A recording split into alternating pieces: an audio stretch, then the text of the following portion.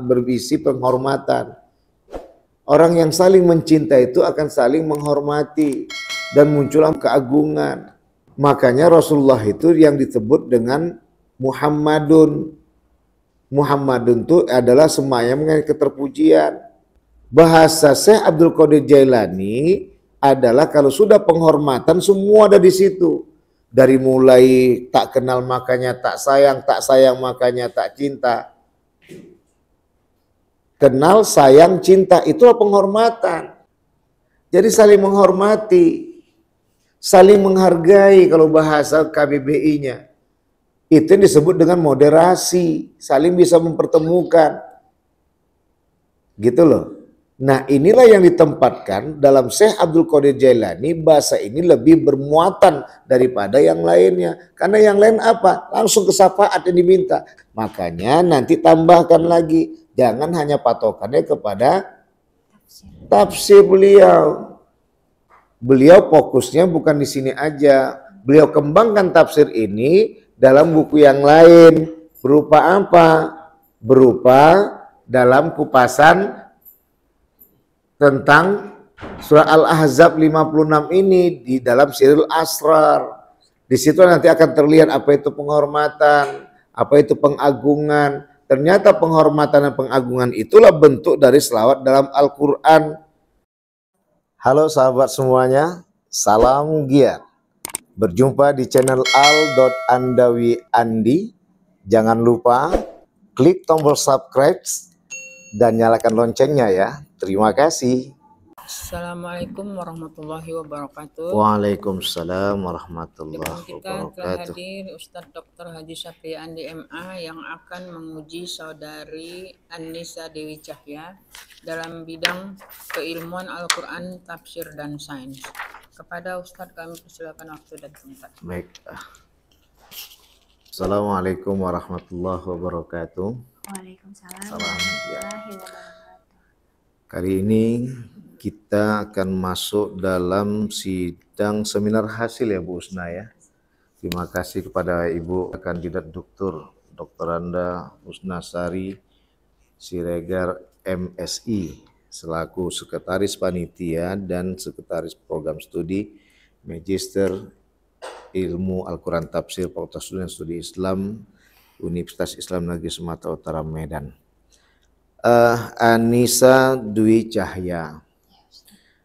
Ini kita sudah masuk pada seminar hasil yang saat ini semakin matang. Kalau kemarin tentang masalah cinta ya, mahabbah, tapi diarahkan kemarin bagaimana Pak Uqbah mengarahkan agar bisa lebih fokus kepada sholawatnya saja. Kalau udah sholawat di situ masuk, berarti itu kembali kepada hakikatnya kepada Allah Subhanahu Wa Taala. Tapi Ustaz perlu ingin kejelasan. Bagaimana kamu bisa menerangkan ini hingga akhirnya benar-benar sampai apa yang diharapkan oleh Syekh Abdul Qadir Jailani. Silakan. Tapi awalnya jangan itu dulu. Awalnya kenapa kamu terpanggil untuk membahas ini? Bismillahirrahmanirrahim. Latar belakang dari saya mengambil judul ini pada abad keempat, Ustadz, salawat itu menyebar luas baik tulisan maupun prakteknya, jadi booming. Jadi ada keinginan sendiri untuk mengkaji salawat itu berdasarkan Al-Quran, bagaimana Al-Quran membahas tentang salawat. Jadi sesuai dengan tokoh yang saya ambil, Syekh Abdul Qadir Al-Jailani, yang kita tahu bahwa seorang sufi. Jadi sesuai dengan judulnya, orang sufi sering berselawat. Jadi sesuai dengan tokohnya, Syekh Abdul Qadir juga gemar dalam berselawat. Itu saja yang membuat kamu terpanggil sehingga memunculkan judul ini sebagai judul yang menarik dalam tesismu. Iya, karena bagaimana Al-Quran berbicara tentang salawat. Kayak mana rupanya? Inilah saya kaji. Anda nggak muatan yang sangat personal sehingga Nisa terpanggil benar untuk mengangkat ini sebagai ini menarik ini. Misalnya contoh Ustadz kembalikan banyak sekali majelis-majelis selawat, ya kan. Nah yang menjadi titik kaji dalam ketertarikan hal ini terangkat sebagai sebuah judul, manakala ada kekuatan selawat itu mengantarkan kepada kelanggengan ketika kehidupan ibu pengajian yang enggak langgeng menjadi langgeng. Kemudian dalam menghadapi anak bagaimana. Ini maksud Ustadz awalnya tadi, sehingga kamu terpanggil untuk itu. Ada enggak? Pengalaman pribadi, Ustaz. Ya terserah, yang penting masuk jadi itu jadi tesis loh. Pengalaman pribadi yang pernah saya rasakan dampak dari selawat itu. Jadi terpikir bahwa ingin mengkaji selawat yang sesuai yang dalam Al-Quran. Kayak mana yang nggak sesuai, kayak mana rupanya? Ada Ustaz, kalau misalnya yang jadi temuan di dalam hadis Ustaz, dijelaskan bahwa pada suatu hari sahabat Rasul bertanya kepada Rasulullah, bagaimana bunyi salawat kepadamu ya Rasul? Lalu Rasulullah menjawab, yaitu salawat Jibril. Kecintaan Jibril alaihissalam kepada Nabi Ibrahim dengan cicitnya yaitu Nabi Muhammad itu menempatkan kepada salawat Jibril. Tapi titik poinnya kepada Nabi Muhammad SAW, Syekh Abdul Qadir Jailani. Nah, setiap yang disebutkan itu harus kita kuasai. Kamu perdalami lagi itu. Ada nanti selawat Jibril, selawat Nariyah. Ini kan sini judulnya kan selawat dalam Al-Quran tuh. Selawat dalam Al-Quran. Untuk bisa memecahkan kupasan tujul ini, Nisa harus balik kepada KBBI. Apa itu selawat? Apa itu Al-Quran?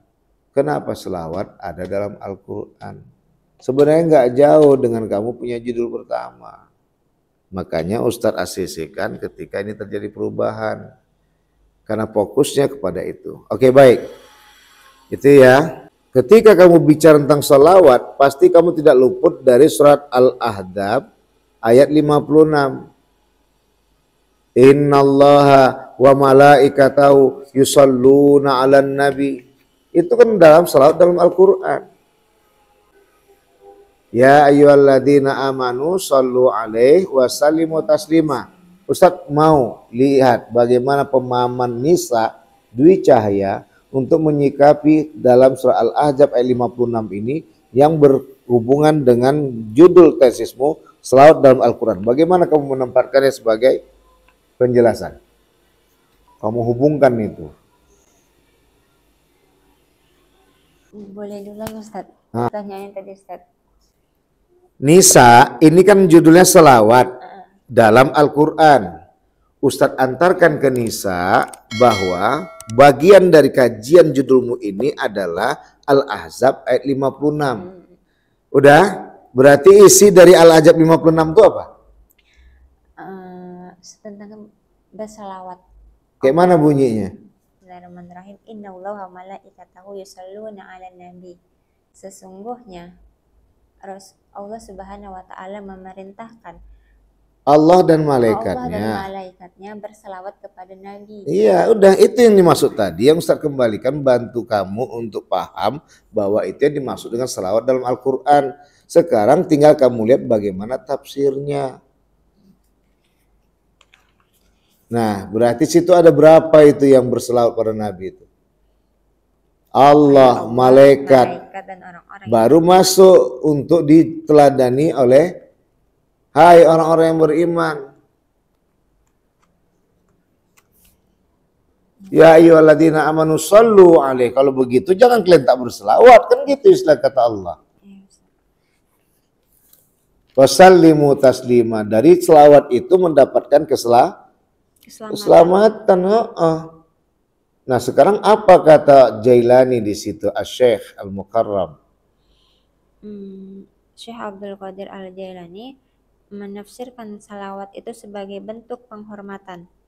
Di sini ada penafsirannya, innallah, yang artinya kemudian Allah mengisyaratkan untuk keagungan Nabi.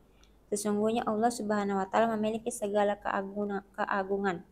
Wa malaikatahu, dan malaikat-malaikatnya yang senantiasa berada di sisinya, yang selalu menyaksikan keindahan dan selalu tenggelam dalam pertemuan-pertemuan dengannya. yusalluna, memperhatikan dengan ketenaran kemuliaan sebagai penghormatan dan pengagungan. Maksud beliau apa itu? Maksud beliau bahwa salawat itu adalah bentuk penghormatan dan pengagungan kepada Nabi Muhammad SAW. Kenapa diagungkan dan dihormati? Karena Nabi itu merupakan kekasih Allah Subhanahu wa Ta'ala. Sikit lagi. Hadir kekasih itu dari mana? Hadir kekasih itu bahwa Nabi memiliki syafaat. Enggak lah, itu lain lagi. Tak sikit lagi tadi.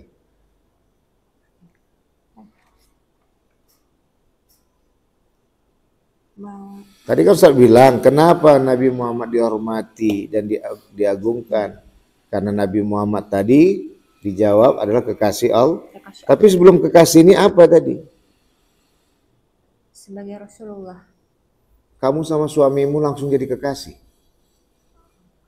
Jadi dari mana kalian awalnya? Dari teman. Cinta. Oh ya, cinta. Ah ya Allah ya Rabbi. Ya, pandangan pertama awal jatuh cinta itu baru menjadi kekasih. Gitu. Ya, Ustaz. Baik. Ustaz menunggu lagi. Apa temuan yang kamu jumpa di dalam penelitian tesismu ini? Ustaz belum jumpa itu di abstrak. Ya, di abstrak memang belum ada saya buat, Ustaz.